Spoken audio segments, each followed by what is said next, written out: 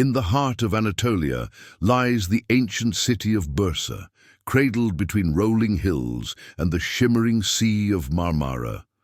Within its historic walls is Yeşil Türbe, the Green Tomb, a monument to Orhan, the second ruler of the Ottoman Empire.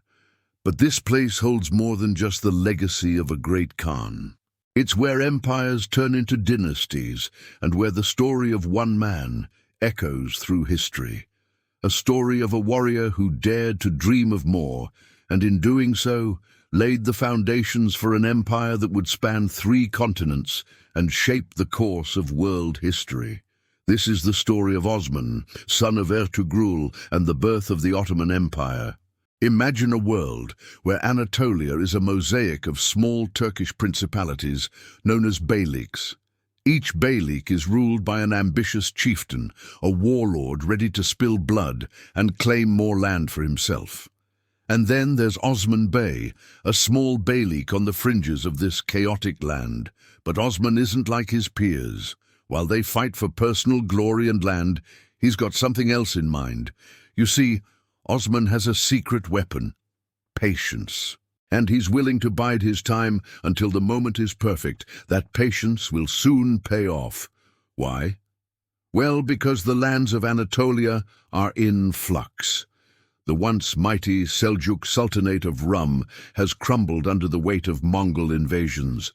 The Beylik bosses have their hands full just trying to stay alive. In this dangerous game of survival, Osman finds his opportunity. On the horizon, we see the Mongols thundering towards Anatolia, chasing those same Beylik bosses further west. And here comes Osman, swooping in like a hungry wolf and snatching up more land for himself. But this is no ordinary conquest.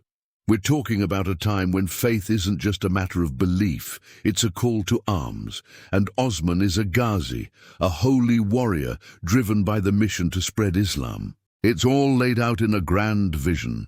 A dream that'll echo through generations of Ottomans. Legend has it that Osman once looked up at the stars and saw a huge tree sprouting from his chest, its branches stretched out covering the earth, touching mountains, rivers, and cities. Some say it was just a dream, but to the Ottomans it was a prophecy, a sign that Osman's descendants would rule over vast lands and diverse people. This dream of a mighty tree wasn't just a bedtime story.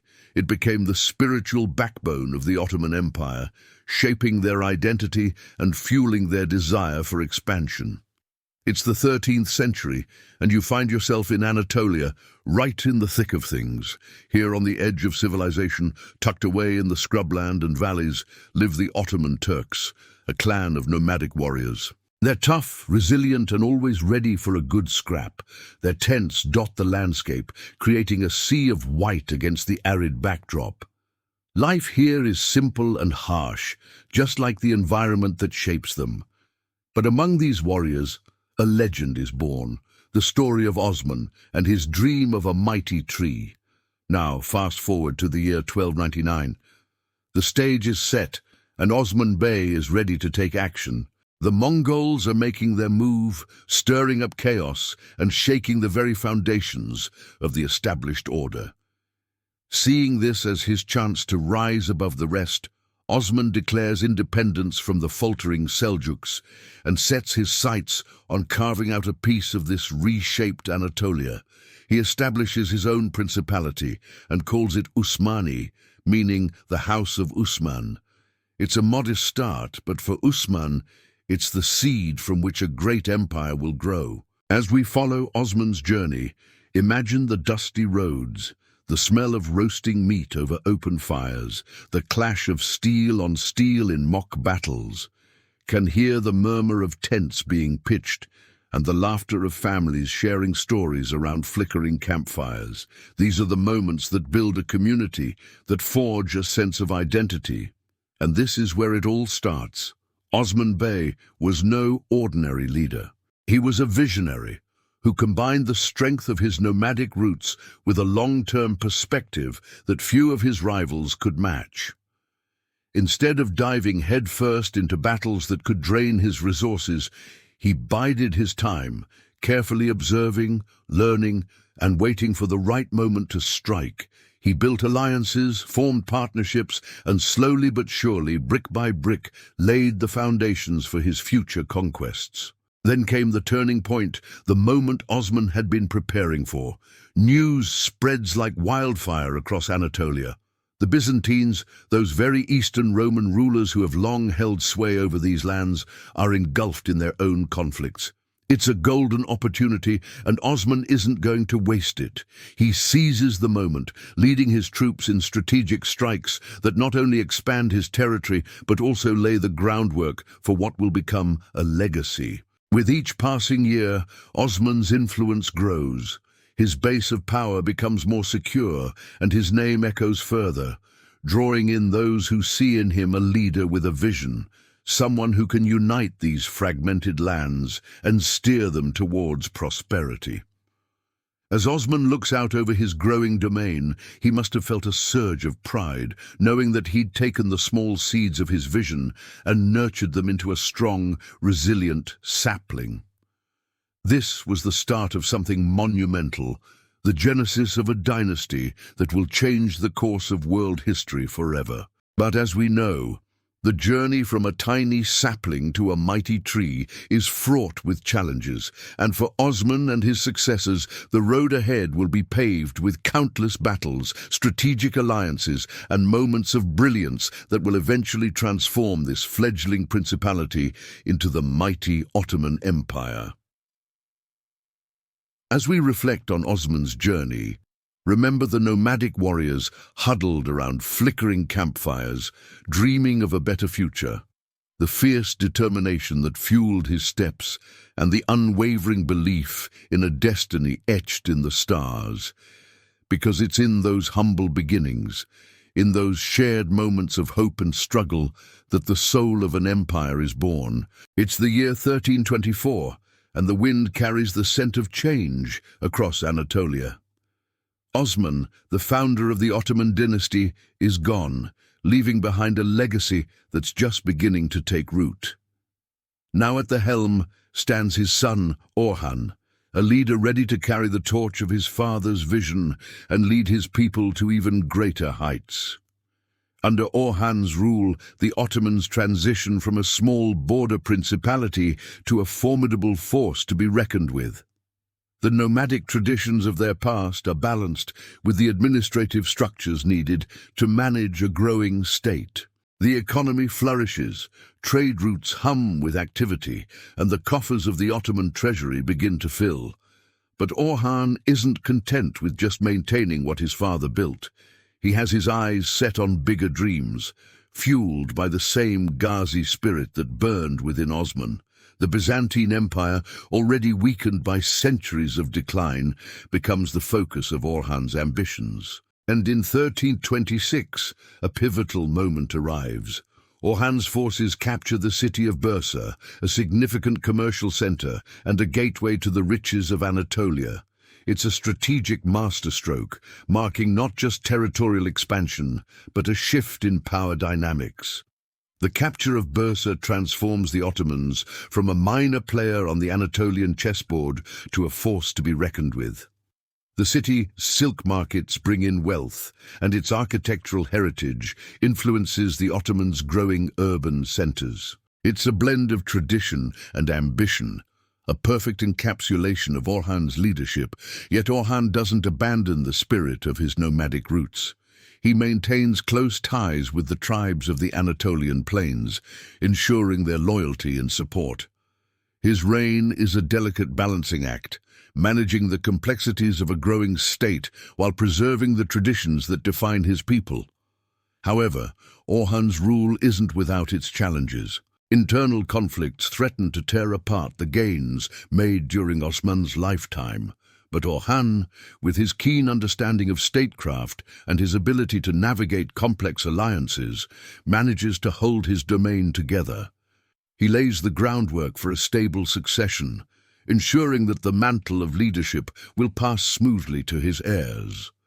As Orhan's reign draws to a close, he leaves behind a legacy of growth and stability, a testament to his ability to balance tradition and progress. But as we all know, every leader's journey eventually comes to an end, leaving behind a legacy that will echo through the ages.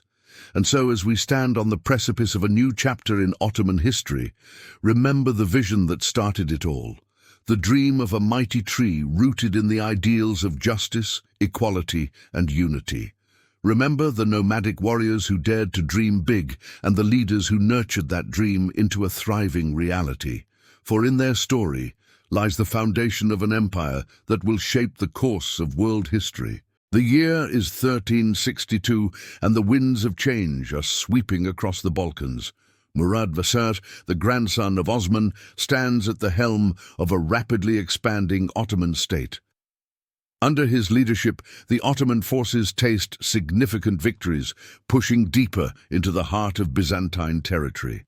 The Battle of Maritsa in 1371 marks a turning point, a decisive Ottoman triumph that shakes the foundations of medieval Europe. The Balkans, once a patchwork quilt of independent states, tremble before the might of the Ottomans. Village after village falls in line, acknowledging Murad's supremacy. The seeds of discontent among the subjugated populations begin to sprout, setting the stage for future uprisings. But Murad's ambitions don't end at the shores of the Adriatic. He sets his sights on the rich trading centers of the East, laying the groundwork for an empire that will stretch from the Arabian Peninsula to the edges of Eastern Europe. His rule is marked by military expansion and administrative reforms, a potent combination that forges the Ottoman state into a formidable power. Yet despite his triumphs, Murad's legacy is marred by a fatal flaw, an inability to secure a peaceful succession. The seeds of discord are sown, leading to a fractured empire on the brink of civil war. The Battle of Kosovo in 1389, while a tactical victory for the Ottomans, is overshadowed by the looming threat of disintegration from within. As Murad's journey nears its end, the question of succession looms large, threatening to undo all the gains he's made. The stage is set for a power struggle that will pit family against family, plunging the Ottoman realm into turmoil. Meanwhile, the restless Genghis Khan watches from the sidelines, sensing opportunity in Ottoman disarray. He sees in Murad's struggles a chance to reshape the balance of power and reassert Mongol dominance over Anatolia. And so we find ourselves at a critical juncture in Ottoman history. Will the dream of a unified and prosperous empire survive the test of succession? Or will the seeds of discord sown by Murad's flawed leadership shatter the Ottoman state, leaving it fragmented and vulnerable to outside threats? Fast forward to 1453. The year is 1453. A shadow looms over Europe. It's a shadow cast by the relentless advance of the Ottoman Empire. Leading this formidable force is Mehmed II, a leader with a vision that reaches far beyond his predecessors. As the Ottoman armies stand poised at the gates of Constantinople, the last vestige of the Byzantine Empire, we find ourselves on the brink of an era-defining moment in world history.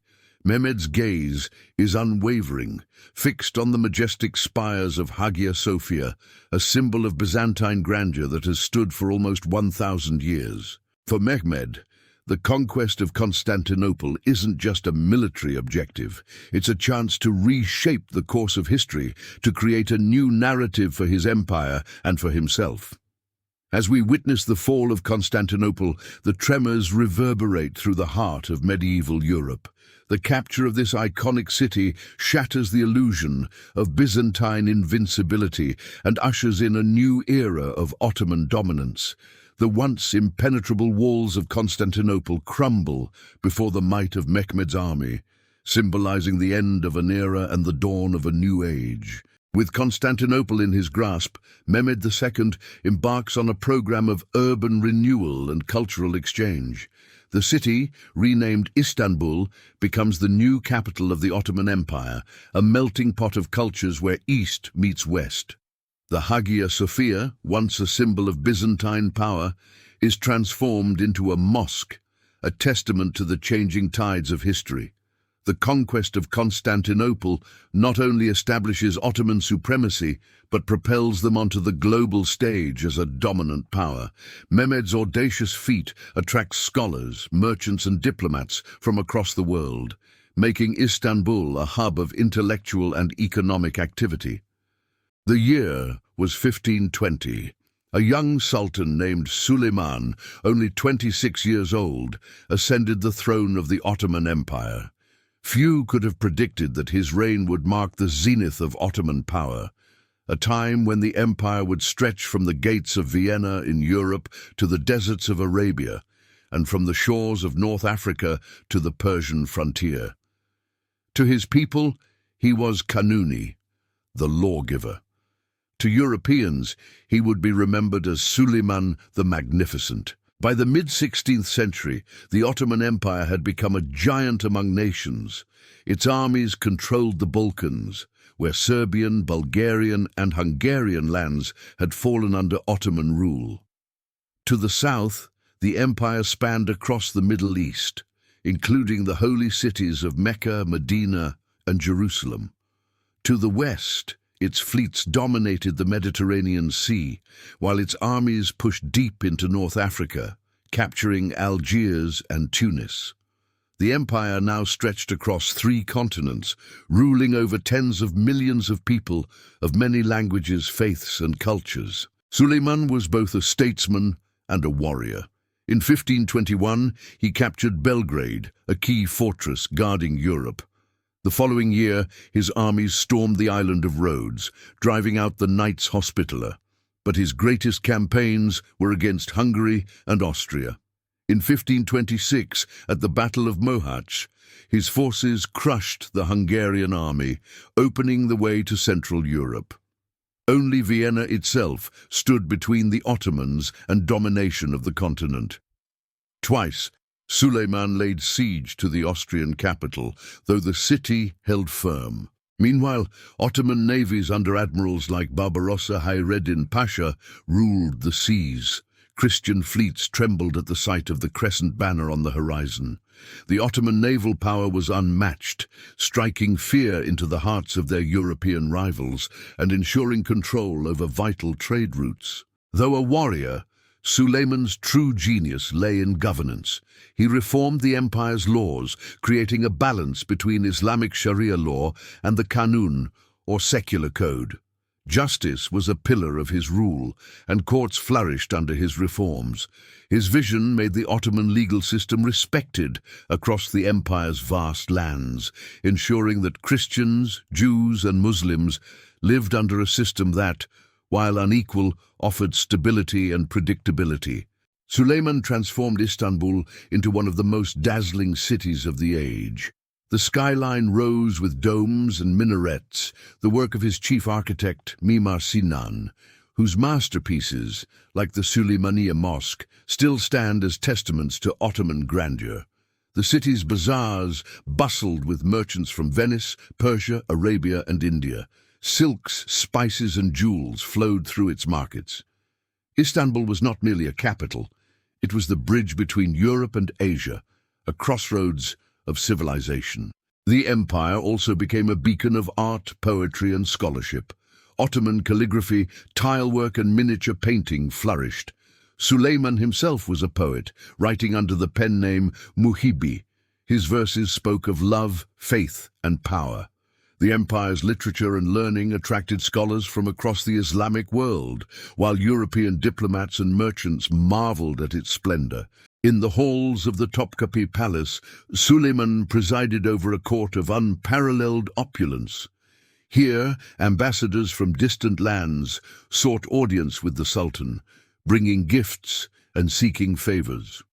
The palace was a microcosm of the empire itself, a place where East met West, where intrigue and diplomacy intertwined, and where the fate of nations could be decided with a single word from the Sultan. The Ottoman military machine was the envy of the world. Its Janissary Corps, elite soldiers trained from childhood, formed the backbone of the army. Armed with the latest firearms and supported by formidable artillery, Ottoman forces were often technologically superior to their European counterparts. This military might allow the empire to expand its borders and maintain control over its vast territories. Under Suleiman's rule, the Ottoman Empire became a major player in European politics.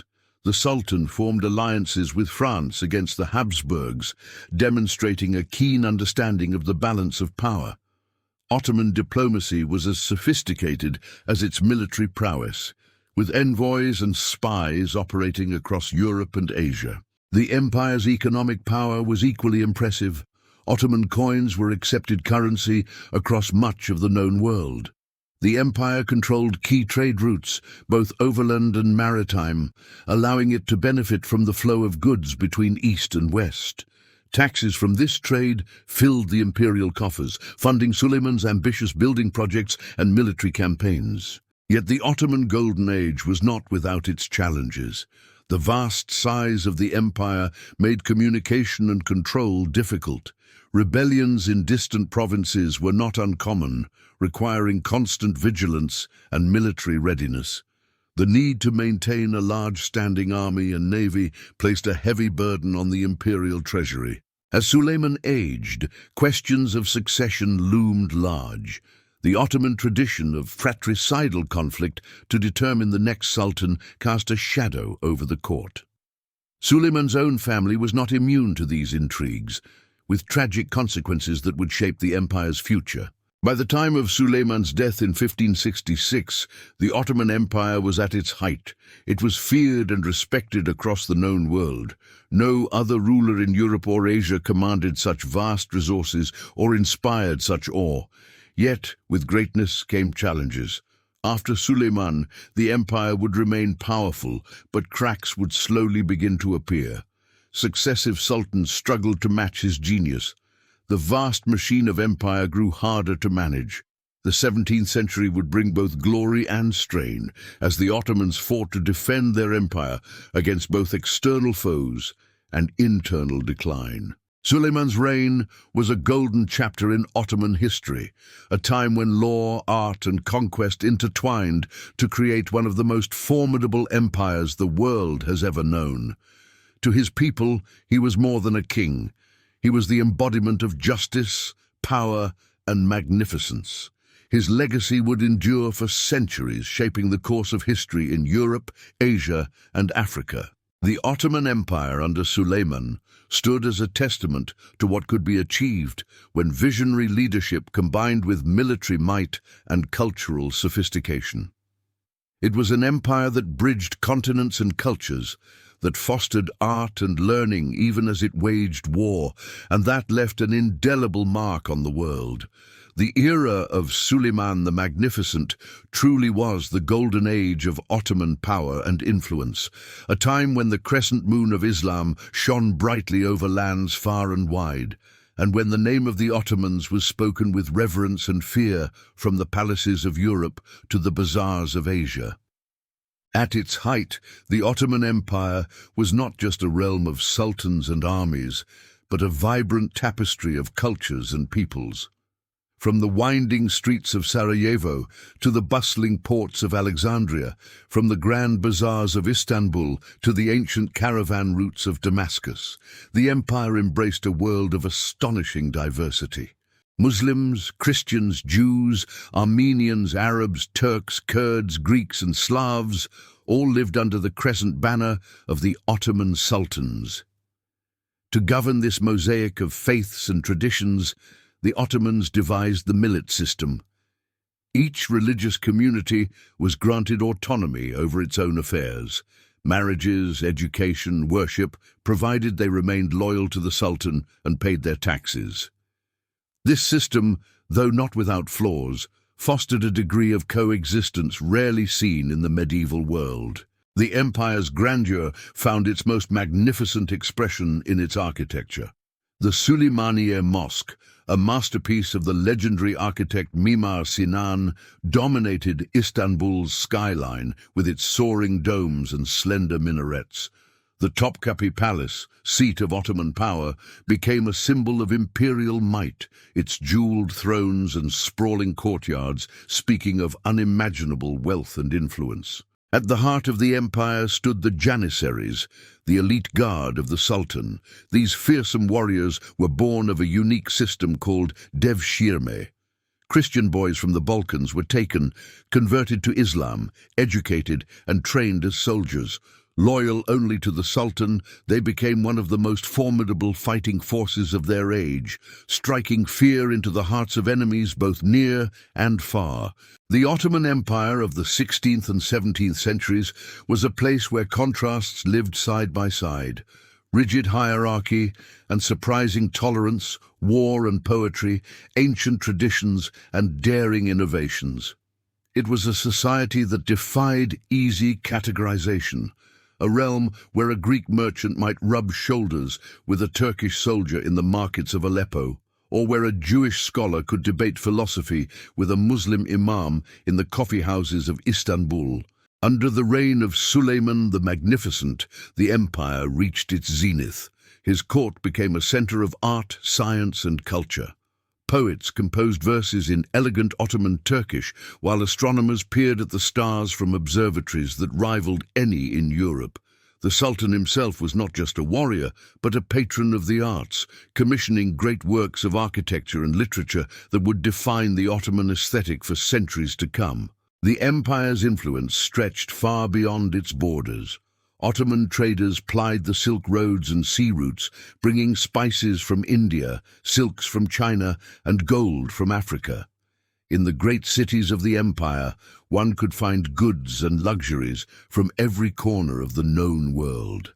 The Ottoman mint struck coins that were accepted from the Balkans to the Arabian Peninsula, a testament to the empire's economic power. Yet even at the height of its glory, challenges loomed on the horizon. The vast expanse of Ottoman territory, stretching from Hungary to Yemen, from Algeria to the Caspian Sea, proved increasingly difficult to govern. Distance and diversity strained the bonds of imperial unity. In the outlying provinces, local governors and warlords began to assert their independence, chipping away at the Sultan's authority. By the late 17th century, the once unstoppable Ottoman war machine began to show signs of weakness. The Battle of Vienna in 1683 marked a turning point. The Ottoman advance into Europe was halted, and slowly the balance of power began to shift. European powers, once trembling at the approach of Ottoman armies, grew bolder and more aggressive. Inside the empire, corruption and intrigue crept into the halls of power. The Janissaries, once the loyal guardians of the Sultan, became a law unto themselves, powerful enough to make and unmake rulers at will. The bureaucracy, once a model of efficiency, grew bloated and self-serving. Administrators grew rich, while peasants struggled under the weight of heavy taxes. Meanwhile, a new age was dawning in Europe. The rise of colonial empires, Spain, Portugal, Britain, and France, shifted the center of global trade away from Ottoman lands. The riches of the Americas and the Spice Islands of Asia now flowed into European coffers, leaving the Ottomans increasingly marginalized in the world economy. Yet even as decline set in, the Ottoman Empire remained a force to be reckoned with. Its armies could still field hundreds of thousands of men, its navy still patrolled the eastern Mediterranean, and its diplomats still wielded influence in the courts of Europe. The empire adapted, albeit slowly, to the changing world. Reforms were attempted, new technologies adopted, and efforts made to modernize the state and military. The legacy of the Ottoman Golden Age lived on in the empire's art, architecture, and culture. The great mosques of Istanbul continued to call the faithful to prayer, their minarets piercing the sky. The palaces and fountains, the bridges and aqueducts built by Ottoman engineers stood as testaments to the empire's former glory. In the bazaars and markets, one could still hear the babel of a dozen languages, smell the aroma of exotic spices, and feel the pulse of a civilization that had once bestrode the world like a colossus. As the 18th century dawned, the Ottoman Empire faced an uncertain future. The glory days of Suleiman the Magnificent were fading into memory, yet the empire still commanded respect and fear. It was a realm caught between two worlds, the medieval past it had dominated and the modern future it struggled to embrace. The story of the Ottoman Empire in its golden age is one of ambition and achievement, of a vision that sought to unite East and West under one banner. For more than 6 centuries, the Ottoman Empire had stood as a bridge between cultures, ruling lands rich in history and diversity. Its armies had reshaped borders, its architects had reshaped skylines, and its traditions had shaped the lives of millions. Though the empire would eventually fall, its influence would linger, in the mosques that still tower over Istanbul, in the foods, languages and music of the Balkans and Middle East, and in the memory of a world once ruled from the palace of the sultans. The tale of the Ottoman Empire is one of glory and challenge, of a civilization that reached for the stars and, for a time, seemed to grasp them. It is a story that reminds us of the impermanence of power and the enduring legacy of human achievement. In the end, the Ottoman Empire changed the course of history, marking history in ways that still resonate today. Hit that subscribe button.